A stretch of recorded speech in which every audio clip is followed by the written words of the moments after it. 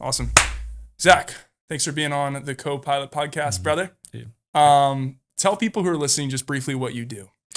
So I do a lot, and AI helps a lot with what I do. Right now, I'm educating. On YouTube, I'm educating people on how to implement AI in their business and build cool stuff, and save them time, energy, and money. Yeah. What does that specifically look like? How many people are in your team? And what are some of the actual applications you're doing for businesses? Is it just consulting? Is it building out systems? What does that look like? Yeah, I've done a few different things to kick off my AI career. It was just doing basic CRM, high level setups and everything for businesses with not a lot of AI. And then I started learning different AI tools like N8N to connect things, make them talk to each other. So helping people with their websites, automations, lead magnets, and just general AI stuff that helps their business. So I started off pretty basic chat bots for their website, voice bots to answer calls and book appointments, kind of like, the basic AI stuff. And then now it's evolved into a lot more. Yeah. Yeah. Well, I just mentioned it to you, but for those listening, we just had on my good friend John Abbott, who's an AI expert himself, but we had him on 3 months ago, and so much has changed with OpenClaw, OpenLM, Perplexity, ChatGPT, love it, hate it, all the things, right? Yep. And so I want to have you on to speak to some of those things. First things first, there's kind of a buzzword being thrown around in the AI space. What is agentic AI? Yeah, great question. AGI, I guess you can call it, agentic AI, and it's really going to change everything. Basically, the easy way to explain it is ChatGPT was AI. You talk to it and it spits out an output. You talk to it, it spits out an output. Now with AGI or agentic AI, it has the ability to do things. So it's AI with a brain, but it also has the ability to go around and do things for you. So anything you do on your computer, AI can now do. It can send emails. It could create content. It could do tasks and create documents and presentations and edit videos. It can do things now that before you had to ask AI how to do it and then you go do it. So it's becoming pretty wild and fascinating, scary, all the things all at once. Yeah. So it's safe to say that agentic AI is literally changing the way that we interact with technology. What are some other ways that looks like? Because what you just said is great. It's broad. Help people understand on like a 4th grade reading level, what are these tools now capable of doing? I think it will completely change the way humans right now interface with computers. Right now, people interface with graphic user interface, right? They see a screen, they click things, and they drag and drop, and then that's how humans are used to for maybe the last 20, 25 years. That's how we use computers. Now we're just going to talk to our computers and it's going to do everything.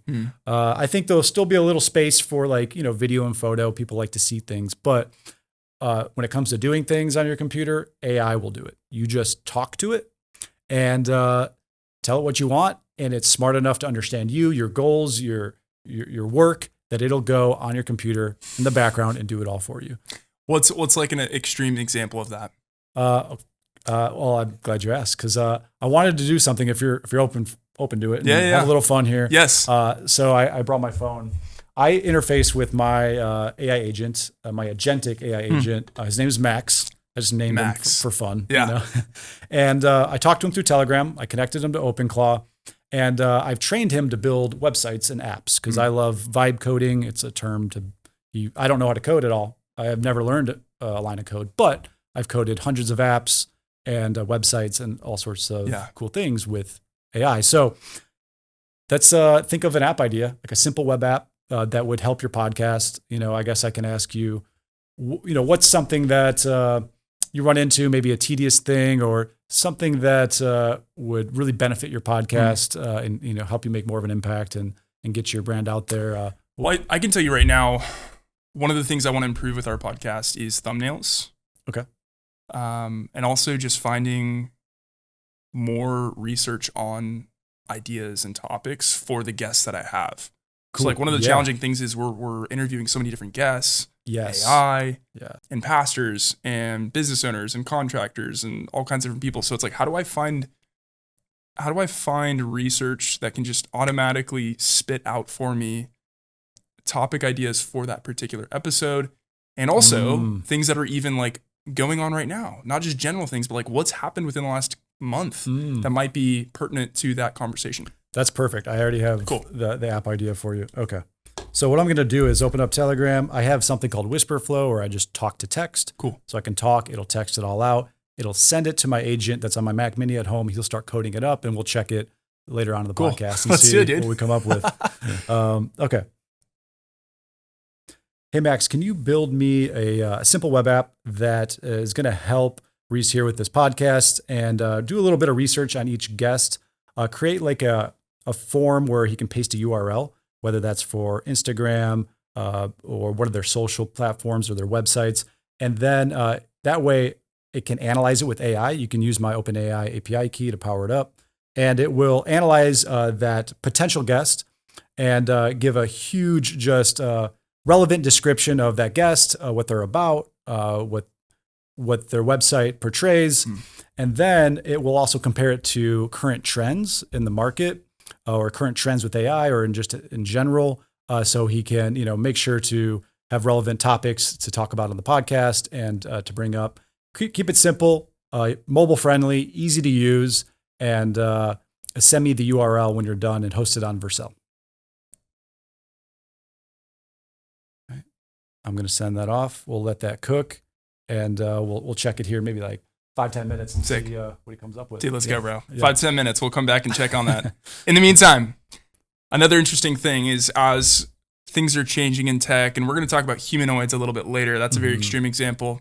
But you mentioned that because of AI, because of the advancements in tech that we're seeing so fast, the way that people interface with the internet is also going to completely change. Right. So we've got agentic AI now in the picture where no longer is it just, hey, I'm putting an input and I'm getting a simple output.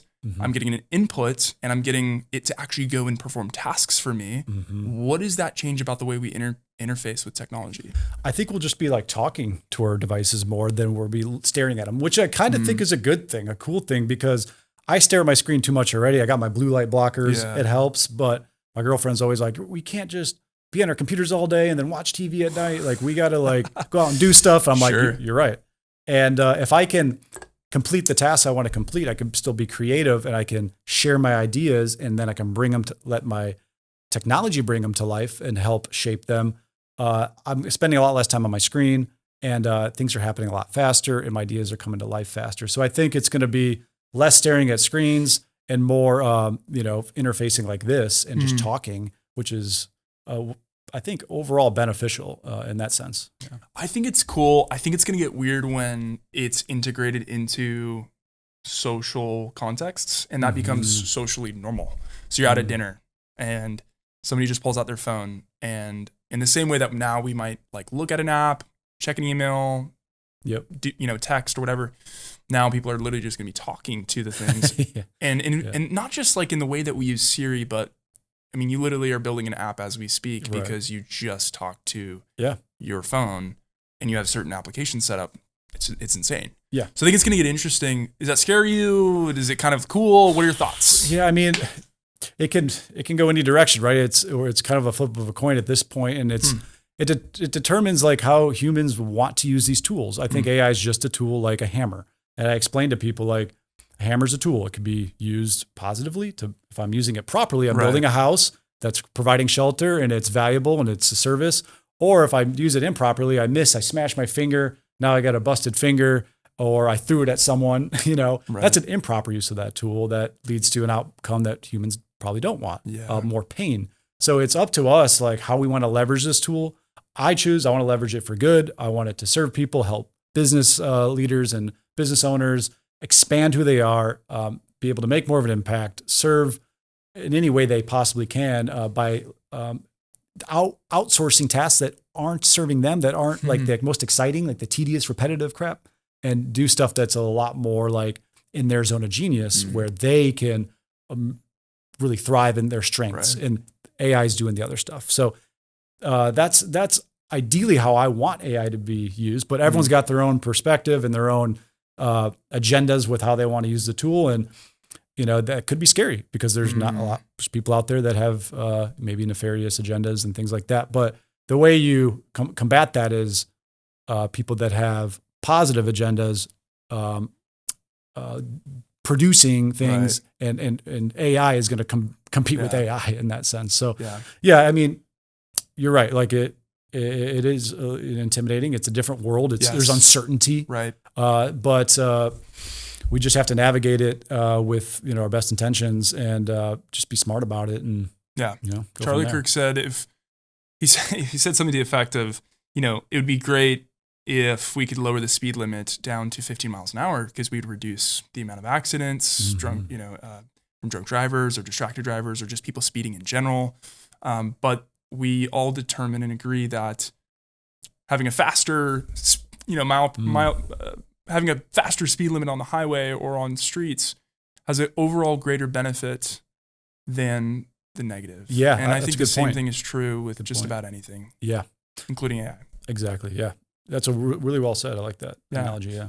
Here's another thing. So before we get back to checking in on the app, what are some of the things, like the negative things, the scary things, the abuse of these tools? What are some of the things that you're already seeing take place? Either be it just from a cybersecurity perspective, or just be it from like, we could get crazy here and talk about like warfare and all the crazy applications. I just saw a video at lunch today of a Navy SEAL unit team going in motion with a drone and also a robot dog that had like an M4 on it. And I'm like, what in the world? That's crazy. We got a little robot dog plus the drone plus like 6 Navy SEALs clearing out a room. Yeah. And whether that was AI or not, it makes you go, okay, so where's this going? So for you, what are some things that you either forecast or are already seeing? Yeah, good question. It's a tool that's very powerful, and like I said, it can be leveraged in ways that can harm people. And there's people like they're hackers. Hackers have always been around, but now they can crack codes and hack things 10 times faster. I saw an article somewhere where we have a lot of like systems set up to where it's impossible for the human to crack a password code, right? But with the power of AI and quantum computers, it can do all the combinations extremely fast and hack systems that before were unhackable. Yeah. So that's a potential thing. And again, we need some AI systems to combat that with security in some fashion. And I'm not that guy. I'm not a cybersecurity guy, but that's something to be aware of. People can get scammed, right? Have you seen some of the videos of where like it looks like if you send it to a grandma or grandpa, they would think that's their grandchild or something, right? Or the voice can get cloned. Or their face can get cloned, and you can really fool someone that's not up to speed with how fast AI is growing and what it's able to do. So that is another, deep water territory that we don't know, but like you said, like, do we just ban AI altogether? I don't think that's the solution. It's having the proper guardrails, being responsible, raising awareness and letting people know what's possible and what to look out for.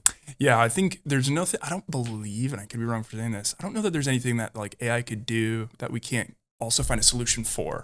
Like there's nothing that's like, oh, we just can't stop this. It's like, I think that while there are ways it can be abused, there's also solutions that can be provided either using AI itself to combat those who might seek to abuse it. But yeah, any thoughts on that or no? Yeah, definitely. I mean, if we think about AI and how we want to use the tool, and I have hope that we're going to use it to create a better world, not a world that's dystopian. That it could be the fear. And if we can automate and optimize tools or tasks, that we humans aren't really meant to do anyway. Doing a bunch of repetitive tasks all day, that's part of your job. I think anyone's soul is like drained doing a lot of stuff like that. So if we can have AI do more stuff like that, and then we optimize it in a way where humans figure out their purpose, their passion, their zone of genius, and they lock in on that, and they have their taste, their creativity, the essence of what makes them human that AI can't replace, and they express that to their highest potential, then I think that's where the magic will happen, where AI could do the heavy lifting, 90% of what we don't want to do, 10% of we're doing the human part. So then the human's doing 100% of what we love. And that's the motto for the AI Surfer. One of my best friend's companies is like, how do we get to where we're leveraging AI to do 100% of what we love and what we're passionate about and what our purpose is. Yeah. A farrier is somebody who works with horses. When gosh, what's the guy's name? Ford. What's his first name? Can't even think of it. Anyways, when Mr. Ford built the Model T, I'm sure there was a ton of farriers who were like out of business. Oh, and exactly. who were pissed off. Like, exactly, dude, what the heck?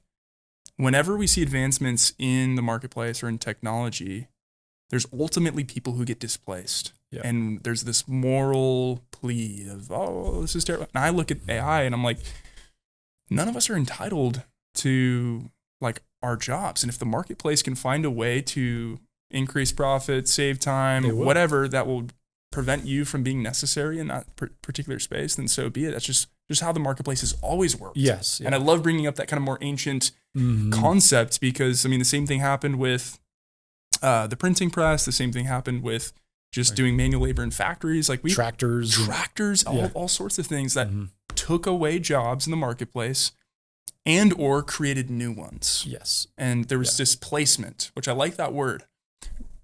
While that's also a very beautiful idea, there is a reality that people are just losing their jobs.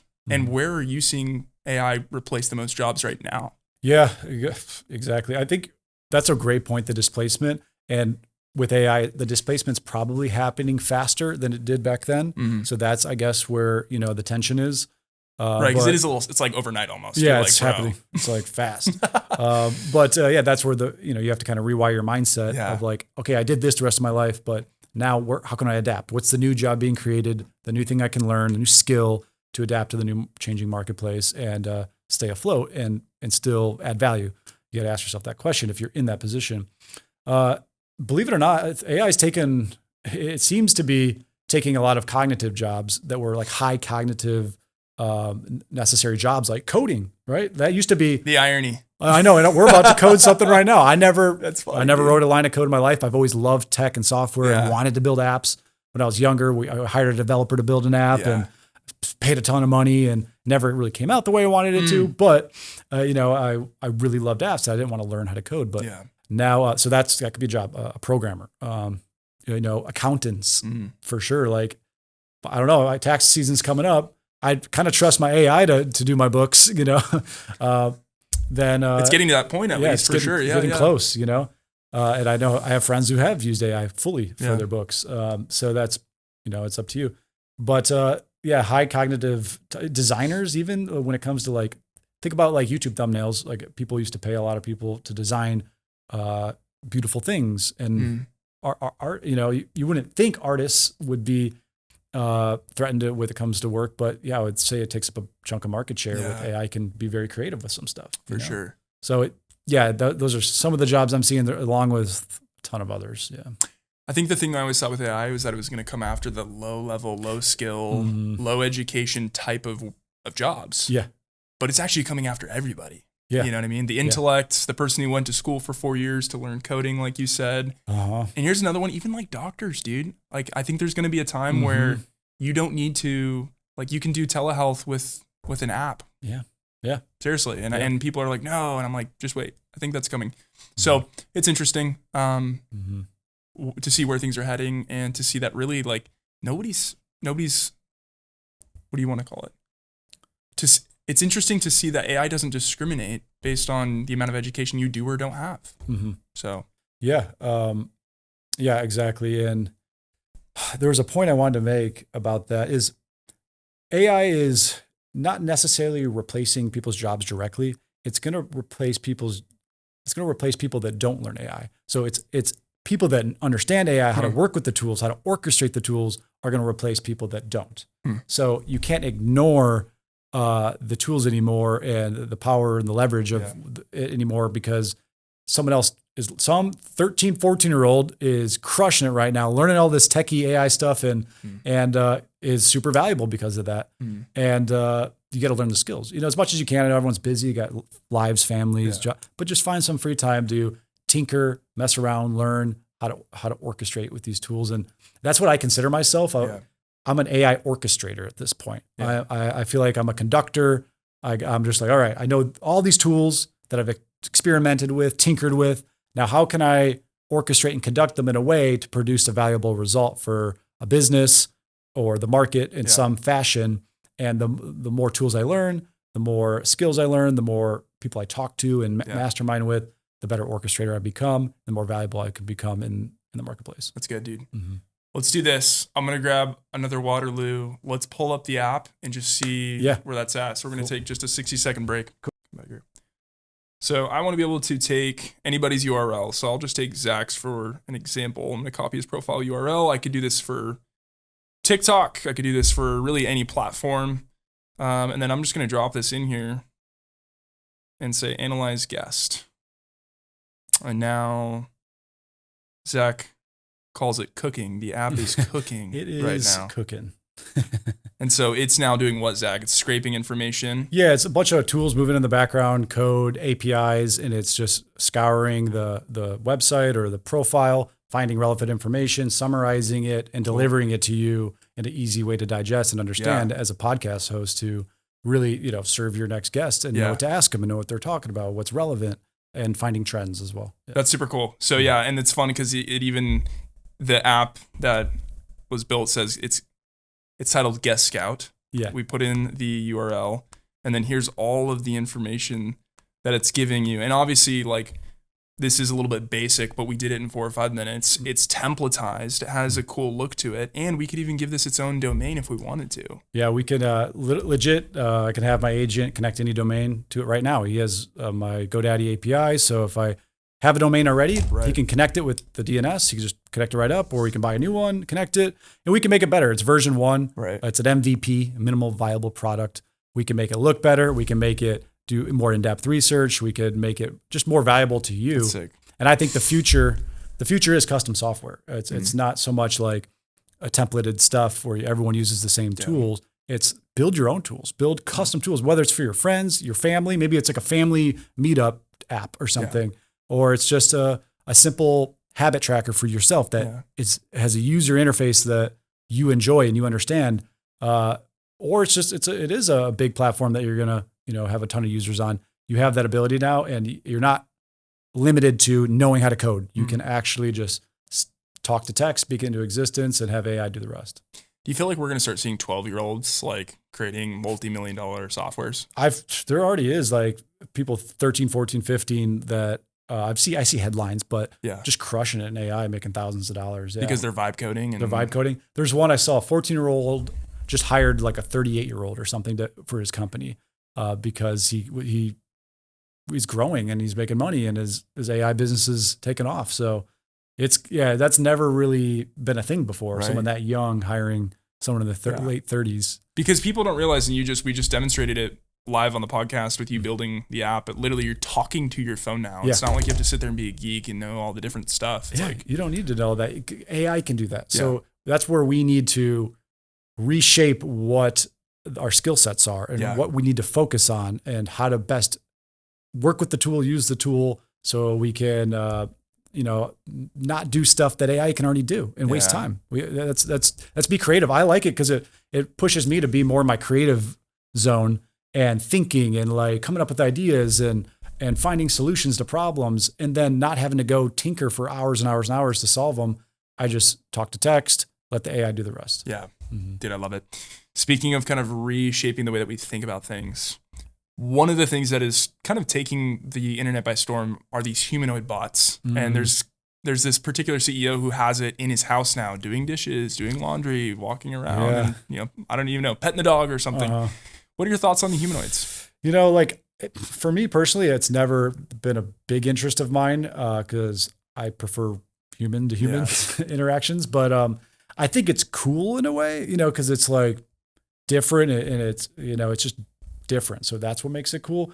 But I have concerns about, hey, it's got cameras on it and it can hear you and it knows everything about you. And it's, how do you trust it? And do you let it into your home or do you where do you draw the line? Where's the safety and security and trust. And obviously there's the company behind it. And do they have good intentions with the robots? Like, I don't know. Like, it doesn't excite me that much personally.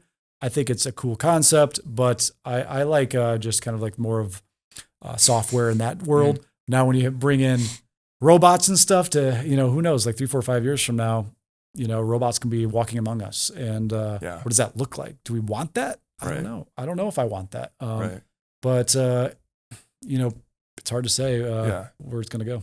Dude, I see a world where literally humanoids get adopted on a very basic consumer level in the same way that we purchase cars. Matter of fact, I think it's going to get even cheaper than that. And it will be able to jump into a Waymo or a Cybercab, drive to the grocery store, go pick up your groceries, go drop off mail at your CPA.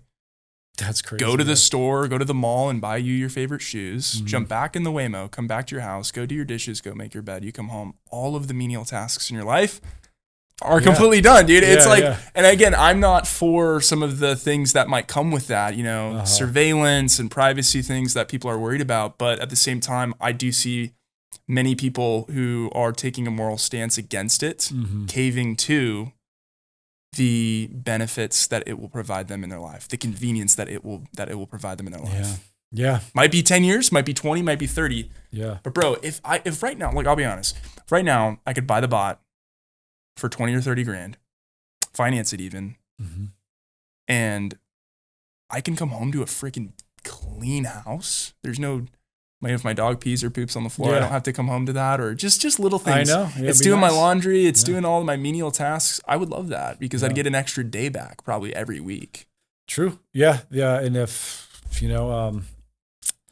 that's the trade-off. It's like, is it worth it? What, there might be short-term benefit. What's the long-term consequences? I don't know. We don't know. Yeah. So it's like, I guess everyone will kind of slowly adopt. Sure. I think there will be a divide though. And and I guess where I draw the line when it comes to like technology and humans and how they interact, I like to keep things wearable. When it comes to things being like implanted in my body, like a chip or something that, or like that, that's where I draw the line. I'm like, hey, as long as I can wear it, like I have an Oura ring I'm wearing, cool, I'll wear that, or like some type of like device that helps serve me in some way. But when it's like in my body, that's where I draw the line. Yeah. But the thing is, it's going to get more competitive to where other people have the chip, right? And then they have AI brains where they can think as fast. They don't have to type. They don't have to talk. They're just thinking, and then it's doing. And then, hey, they have an edge. And what if I want that edge as a business owner? Right.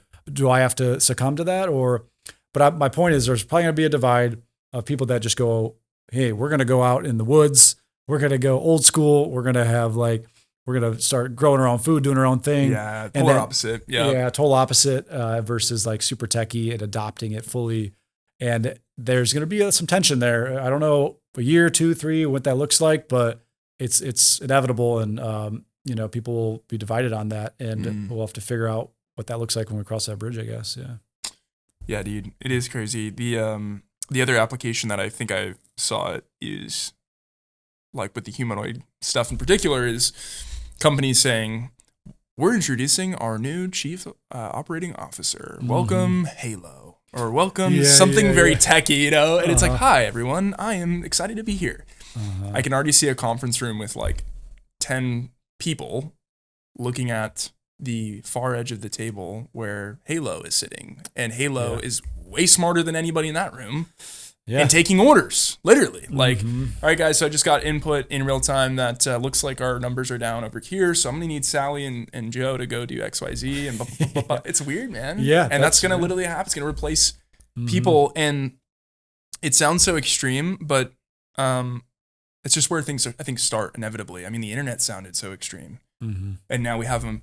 The concept of an iPhone sounded extreme. Yeah. And now we have them. Yeah, exactly. Yeah. You just built an app on the podcast. Like it's just ridiculous. Yeah, it's adopting. It's uncertainty. The fear comes from uncertainty. But if we can just be certain in our ability to adapt, our ability to be resourceful, our ability to grow and learn, and if we can develop those skills and be certain in that, then we're going to be okay. We're going to be fine. But if we stay stagnant, just like stagnant water it starts to get dirty and smelly and bacteria filled. You don't want to stay stagnant. You want to keep flowing, keep learning, growing. and adopting the new tools. Like we adopted the internet when that came, and now we're adopting AI, which is the next revolution or evolution of everything we're doing. And that's what it comes down to, is being able to do that. I've really enjoyed our time, and I want to start to land the plane a bit here. But for people who are watching, what are some quick wins? Because I think there's a lot of people who might even be listening right now, and they go, great, now I'm just more confused. Yeah. Well, just what I would say is you're not behind. We are at the beginning of this shift right now. So you might feel overwhelmed. There's so many different things. I get it. We all feel that right now. Even me. Even I do this stuff every day. I wake up, I'm like, I'm behind. Mm-hmm. Some new tool came out. Don't get hung up on that. Just know that we're all at the beginning of this. You're not far behind. We're right. There's years ahead of where it's like right 1996 when the internet came out. We're right there, right? So we're not behind. Just have peace with that, and then just do something every day to learn a little bit. You go on ChatGPT, start interfacing with it. Yeah. Claude, just have fun with it. Do some research. Look up some AI tools specifically for what your industry is or your job or what would benefit you. And if you don't know, then ask AI, like, hey, this is what I love. This is what I'm doing. Here's where I'm at. Talk to me like a fourth grader. I don't know AI very well, but I want to get started, and start your journey and just commit to a little bit each day, learning something new. Learn one new thing. I can even make an app, and I thought of like, hey, give me one new AI thing to learn each day. Yeah. And it'll prompt me and send it to me. So that's even an app idea, right? So just baby steps, bite-sized pieces. Don't stress. Just learn a little bit each day, and you'll be fine. You're not going to be behind. That's cool. Yeah. Yeah, I think the worst thing you could do, and we talked about this too, is like chasing the rabbit, the new AI rabbit every single week. It's like choose one a month max. Yeah. Yeah. Personally, like if you're doing it every day, like I know it's your business, fine, do what you got to do. But like for me, I'm like, I have time to maybe say, okay, this month or this quarter, I'm just gonna really try to dive in on the OpenClaw stuff. Yeah. So I haven't even done that yet because I've been so overwhelmed. Right. A lot of people haven't. Yeah. Yeah. That's good. Like pick a channel, pick a lane that serves you directly in your life and business. Yes. Because then you get immediate real world results from leveraging that AI and learning it. You don't need to learn every tool, right? There's tons of tools to make. You can make like full on Hollywood movies now. I don't know how to do any of that with AI. My buddy does, but he loves that kind of stuff. Right. He loves media and video creation and stuff. So, but I can still thrive without knowing how to do all that. Yeah. Find how you can leverage AI for you personally that helps you in your business or your life or your family or your friends. Yeah. And you'll have like more excitement behind it because it's real world results you're getting. Real world application. And just stay in that lane and until you feel like you've learned everything you wanted about that. And then you can adopt the next thing. Yeah. That's cool, bro. Dude, thank you so much for being on here. I think we covered a lot of ground. We talked about, the humanoid stuff, agentic AI, the way that we're just all going to be interfacing both now, but also in the future with tech in general is just changing. Yeah. Where can people connect with you if they want to work with you or if they just want to find somebody they can trust that can keep sharing on these different tools? The best place is just YouTube. Just Zach Babiarz on YouTube. Cool. I think it's Zach Babiarz AI. And I'm just cranking out content as much as I can. I'm going to do more live streaming. I enjoy live streaming. And my goal, I'm actually going to start this. My goal is to start Monday. I want to try to build a brand new business to $10K a month that is like a web service business. And specifically, the goal is to have it 100% run by AI. So where I'm not even touching it, in the beginning, I'll be piecing it together and showing you how I build it and showing everything live. But by the end of the build series, I'll do multiple live streams. I want it fully run by AI, like emailing back and forth with the clients, taking payments through Stripe, coding out the sites, connecting domains. Like that's the vision. I don't know if it's possible yet, but we'll find out. You'll find out at least. Yeah, dude. Well, brother, thanks for being on the podcast. And yeah, we will definitely stay in touch, and I'm going to keep learning from you and others that are in the space because, like you said, we're on the beginning. We're at the precipice here, and man, the .com bubble, the people that thought they were behind in like 01, 02, 03, 04, it's like, brother, like you should have hopped on something, you know? And they all were kicking themselves. Like, pick a lane and run, dude. Even if you're not the person who's like you building the application systems, like you could even just invest in companies that are. Right. Yeah. And you're going to be like, yeah, I'm glad I did that. So Big time. Yeah, it's exciting times that we're in. Thank you again for your time. Yeah. For those who are watching at home, whenever and wherever it is that you're watching, peace and blessings. We'll see you in another episode.